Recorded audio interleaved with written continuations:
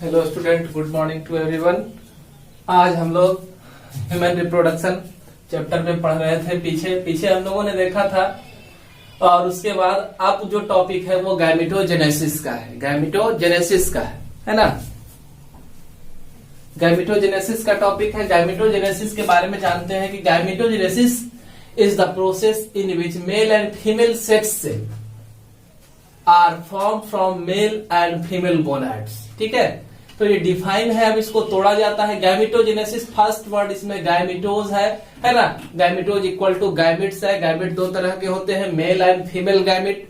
Mail and female gamete. और genesis का मतलब होता है टू फॉर्मेशन, है ना। तो इसमें हम लोग गैमेटोजेनेसिस में देखेंगे मेल और फीमेल गैमेट के फॉर्मेशन को।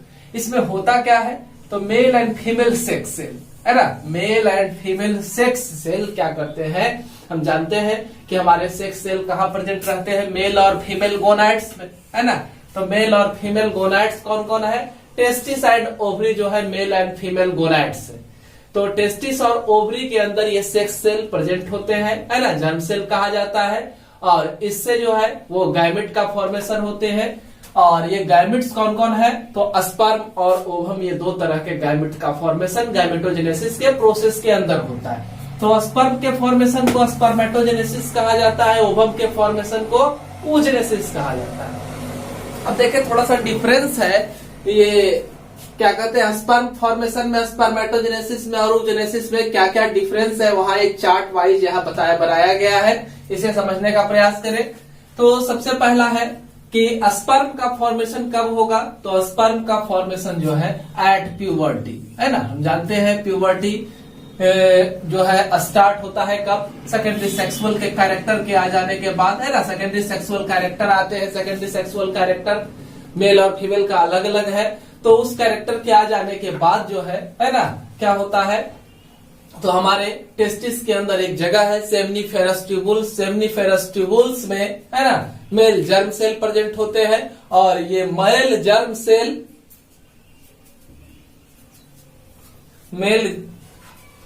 सेल क्या करते हैं, तो ये कहलाते हैं स्पर्मेटोगोनिया, है ना। ये क्या कहलाएंगे, स्पर्मेटोगोनिया कहलाएंगे। और स्पर्मेटोगोनिया जनरली जो है वो डिप्लॉयड सेल है। डिप्लॉयड सेल होने की वजह से इसमें नंबर ऑफ क्रोमोसोम कितना होगा, 46 होगा, है ना, 46। तो ये स्पर्मेटोगोनिया में पहले क्या होता है, माइटोसिस डिवीजन होता है। मेल जर्म सेल स्पर्मेटोगोनिया में माइटोसिस डिवीजन होगा, माइटोसिस डिफरेंशिएशन होगा। और माइटोसिस डिफरेंशिएशन के बाद फॉर्मेशन होगा प्राइमरी स्पर्मेटोसाइट्स का, है ना। माइटोसिस हुआ, माइटोसिस के बाद जो बने वो क्या बने, प्राइमरी स्पर्मेटोसाइट्स बने। तो प्राइमरी स्पर्मेटोसाइट्स किससे बने, माइटोसिस से बने। तो नंबर ऑफ क्रोमोसोम इसमें भी क्या होगा, 46 होगा। ठीक है।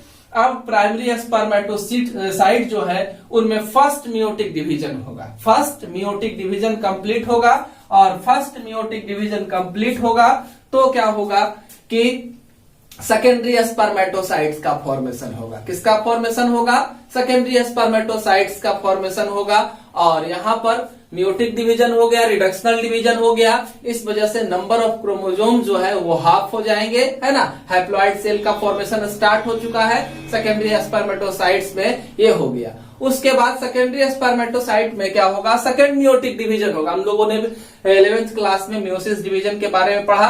तो सेकेंड मियोटिक डिवीजन कंप्लीट होगा।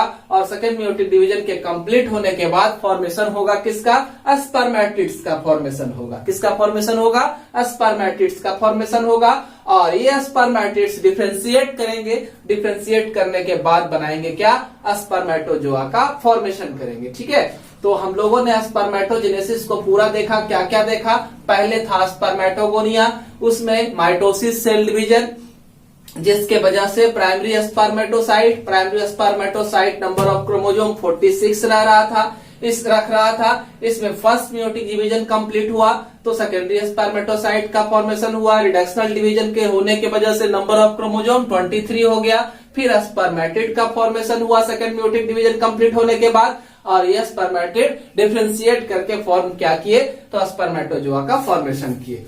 अब देखें आप oogenesis को। oogenesis में क्या कुछ होता है, oogenesis जो है ये थोड़ा सा इससे हटके है, इस सेंस में हटके है कि oogenesis का काम जो है वो फीटल लाइफ में स्टार्ट हो जाता है ना। कब स्टार्ट हो जाता है? फीटल लाइफ में ये स्टार्ट हो जाता है, ठीक है। तो इसमें देखें सबसे पहले जो है वो क्या है, oogonia प्रेजेंट होते हैं।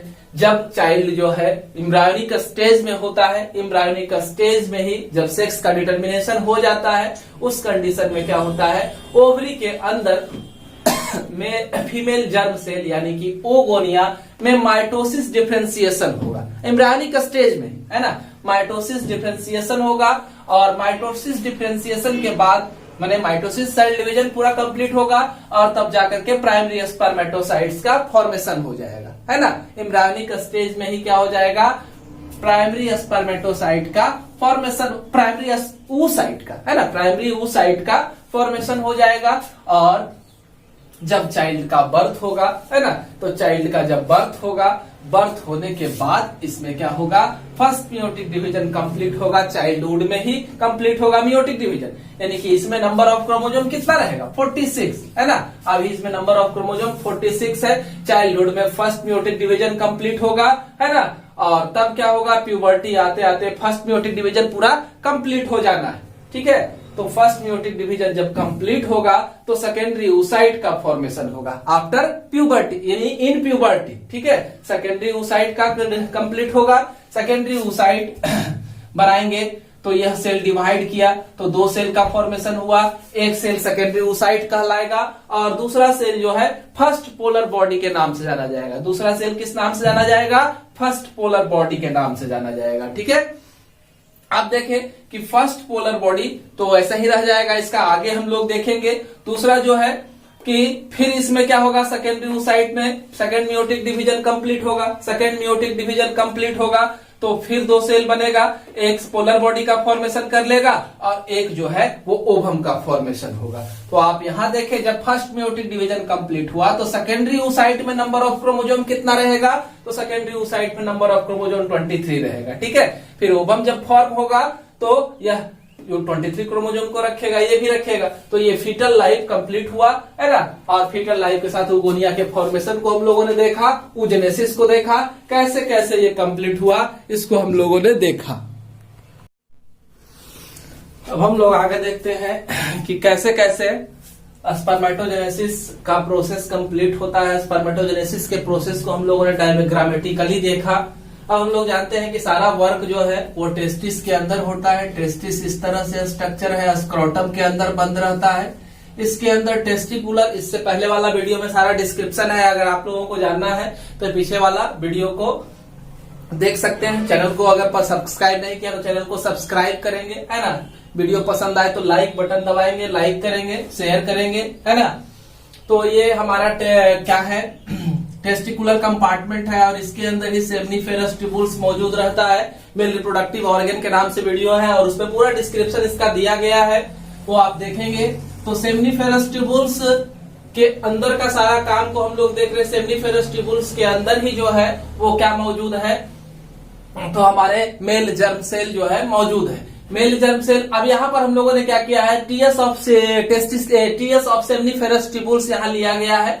सेमनीफेरस ट्यूबुल्स के टीएस सेक्शन में कितना सारा डायग्राम है और क्या क्या टॉपिक है इसको आप देखें कि क्या कुछ है इसके अंदर।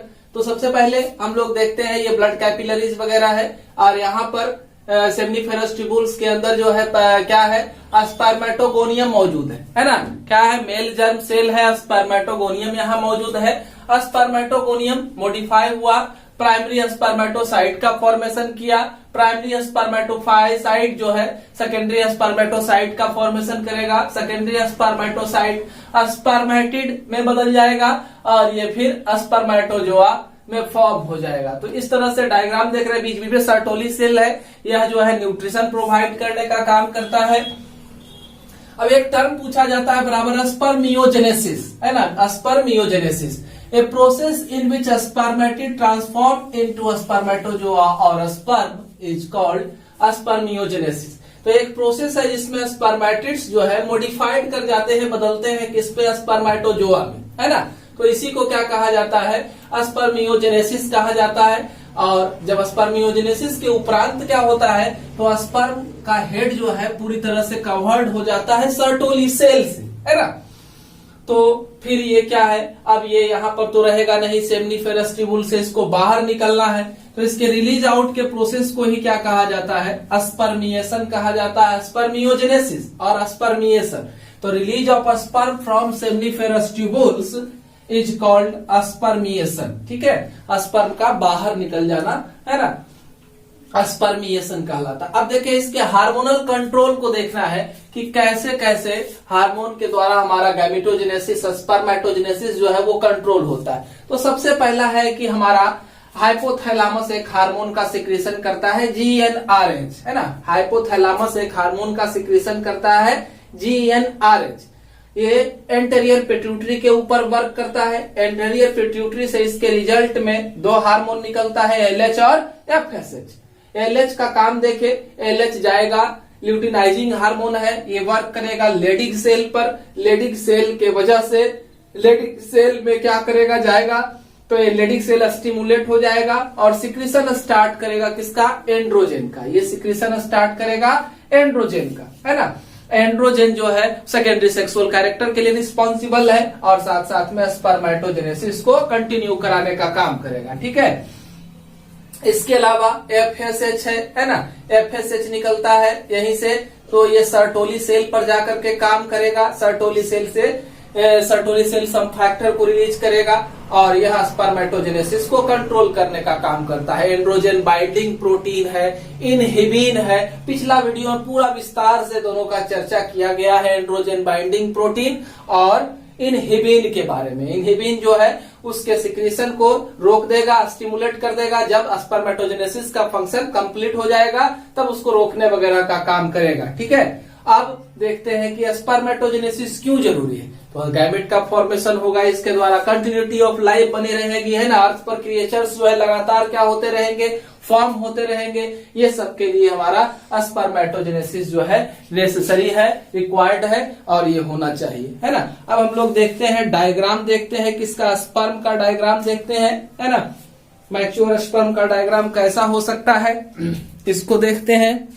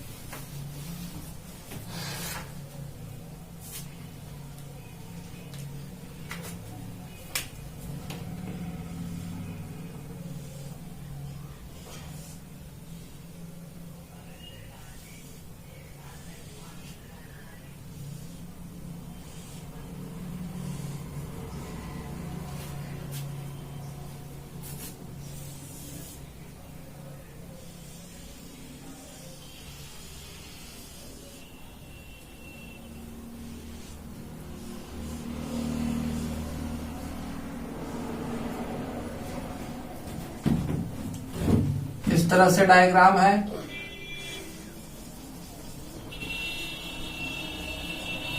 ना। स्पर्म का डायग्राम देख रहे हैं। सबसे पहले इसके ऊपर जो है एक लेयर है, तो किसका लेयर होगा, प्लाज्मा मेम्ब्रेन का लेयर प्रेजेंट रहेगा।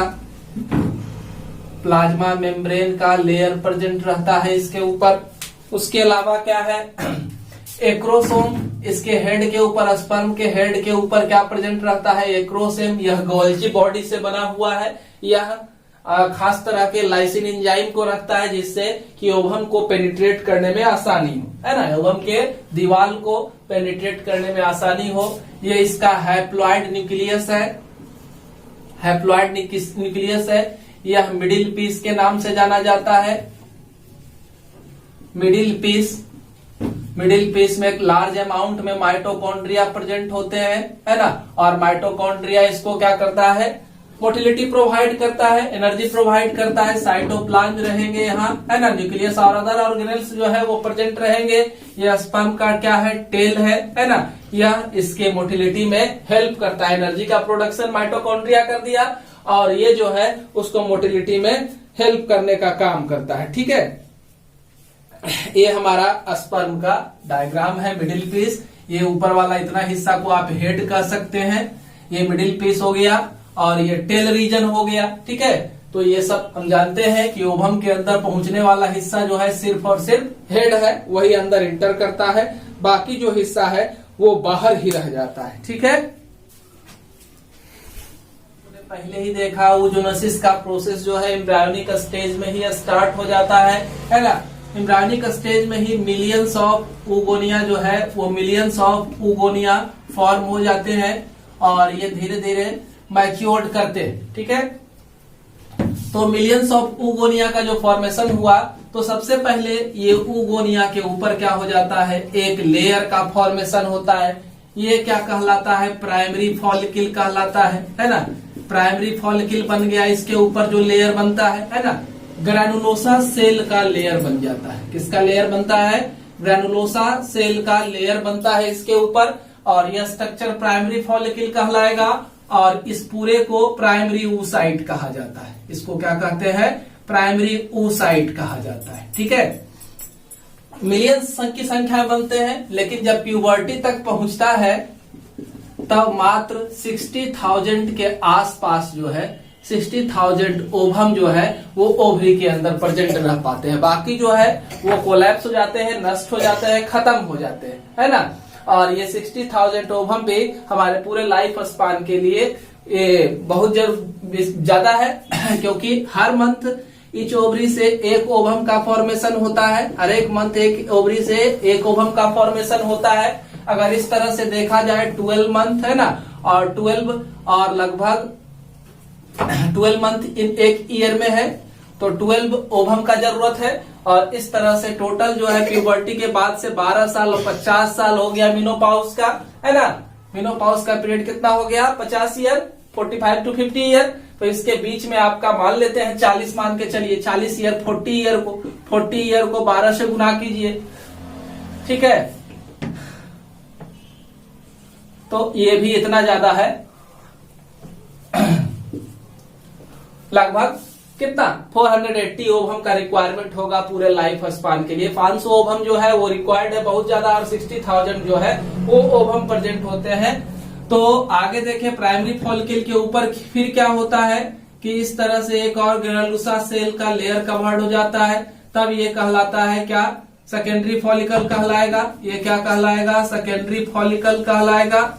अब इसे सेकेंडरी oocyte का नाम दिया जाता है, सेकेंडरी oocyte का नाम दिया जाता है। सेकेंडरी oocyte के ऊपर फिर क्या होता है, ग्रैनुलोसा सेल का एक और लेयर बन जाता है, तब ये टर्शियरी फॉलिकल कहलाता है ना। ये क्या कहलाता है, टर्शियरी फॉलिकल कहलाता है। टर्शियरी फॉलिकल डिफरेंशिएट करता है, मैच्योर्ड होता है, तो इसके अंदर जो है एक फ्लूइड फिल्ड कैविटी बन जाता है, जिसको क्या कहते हैं, एंट्रम कहते हैं, है ना। और ग्रैनुलोसा सेल का लेयर इस तरह से इसके ऊपर प्रेजेंट है, फ्लूइड फिल्ड कैविटी, एंट्रम।